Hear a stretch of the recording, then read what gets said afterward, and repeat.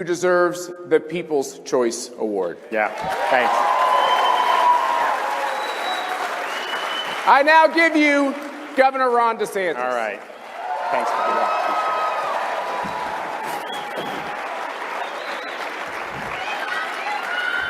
Well, thank you. We love you too.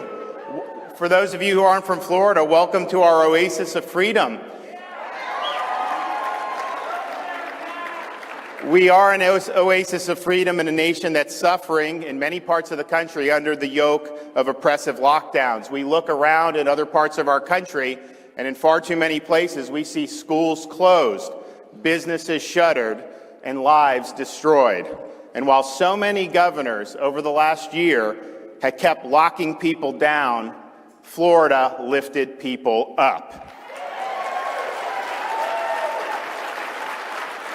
Florida is leading in protecting our vulnerable residents, saving the economy, and safeguarding the freedom of our people. In Florida, schools are open.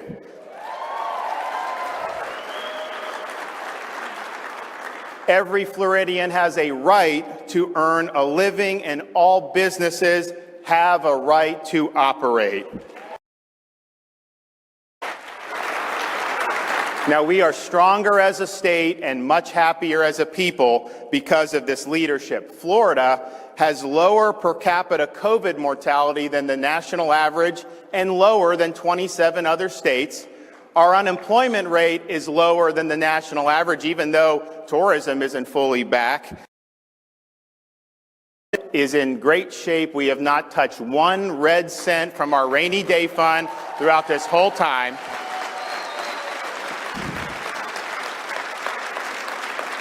Florida got it right, and the lockdown states got it wrong.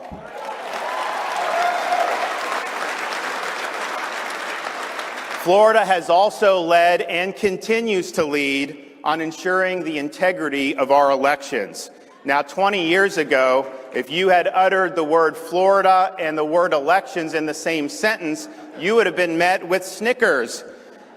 Well, when I came into office, I didn't wait for a crisis. I took early action to make sure we'd have a smooth election. One of the first things I did was accept the resignation of Brenda Snipes as the supervisor of election in Broward County.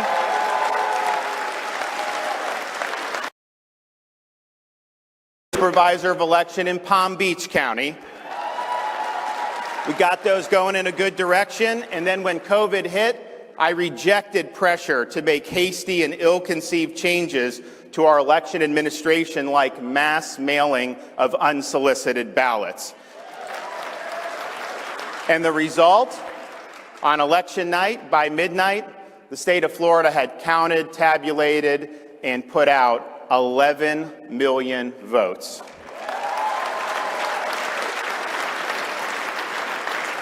But we're not resting on our laurels. This year, Florida is leading on banning all forms of ballot harvesting and banning third-party political groups like those funded by billionaire Mark Zuckerberg from interfering in the administration of our elections. Bottom line is this: in Florida, your vote counts, and we will continue to have a process that is transparent and that inspires confidence. Florida is also leading in protecting our people from political censorship and in holding big tech accountable. When our legislature convenes next month, it will pass, and I will sign, the most ambitious reforms yet proposed for combating political censorship and deplatforming, for preventing big tech from interfering in our elections, and for safeguarding the privacy of your personal data.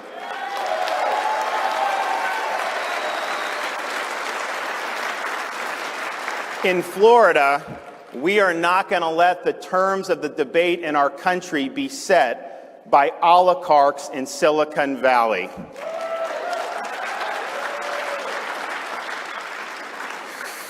Now, Florida is leading on the issues that matter to conservatives. We don't spout hollow rhetoric. We take decisive action. And what's true in Florida is true for conservatives across the nation. We cannot, we will not go back to the days of the failed Republican establishment of yesteryear.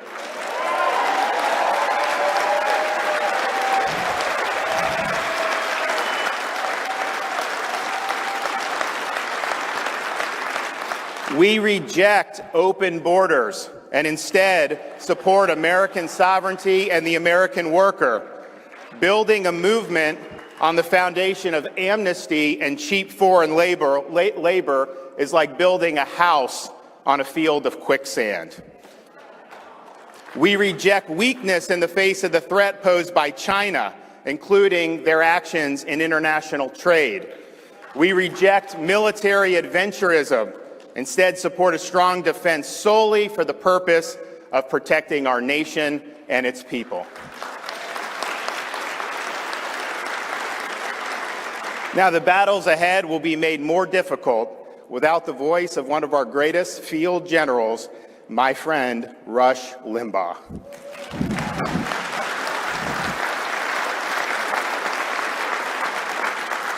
On Wednesday, the state of Florida had the flags flown at half-staff in honor of Rush, in honor of his legacy. Rush displayed the courage of his convictions time and time again. Rush was one of the first to fight and win against cancel culture. Rush showed that fighting the left requires strength and that conservatism devoid of backbone is doomed to fail.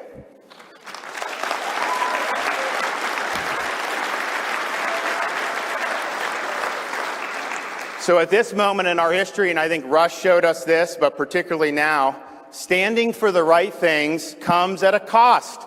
You will be attacked, you will be smeared, and you may even be canceled by the major organs of the political left. Now, anyone can spout conservative rhetoric. We can sit around and have academic debates about conservative policy, and I'm not saying you don't do any of that, but the question is, when the Clegg lights get hot, when the left comes after you, will you stay strong or will you fold?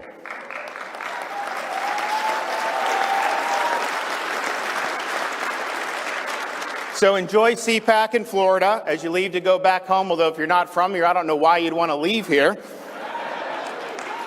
But when you do and you engage in the battles ahead, hold the line, stand your ground, and don't ever, ever back down. Thank you. God bless you.